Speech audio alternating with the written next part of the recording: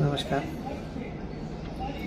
આતંકવાદીઓ દ્વારા કાશ્મીરના પહેલગામમાં પર્યટકોને એમને ધર્મ પૂછીને હિન્દુ હોવાની ખાતરી કર્યા પછી સીધું ફાયરિંગ કરીને એમની જે હત્યા કરવામાં આવી છે આ ઘૃણાસ્પદ બનાવને હું વખોડી કાઢું છું. આ બનાવમાં મૃત્યુ પામનાર આ દેશના લગભગ 28 જેટલી વ્યક્તિઓ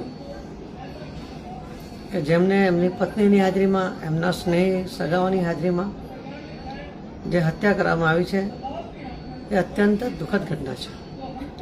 ગુજરાતના પણ 3 લોકો, ભાઈ શ્રી શૈલેષભાઈ, શ્રી યતીશભાઈ, શ્રી સ્મિતભાઈ, આ 3 જણનું પણ આ બનાવની અંદર એમનું પણ મૃત્યુ થયું છે.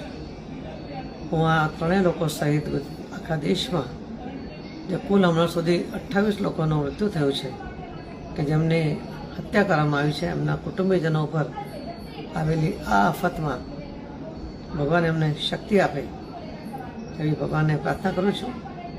માનનીય પ્રધાનમંત્રી શ્રી મોદી સાહેબ પણ પોતાનો પ્રવાસ ટૂંકાવીને તરત જ ભારત દેશ પાછા આવ્યા છે અને આખા દેશને વિશ્વાસ છે કે જેમની હત્યા થઈ છે એમનો બદલો જરૂર લેવામાં આવે.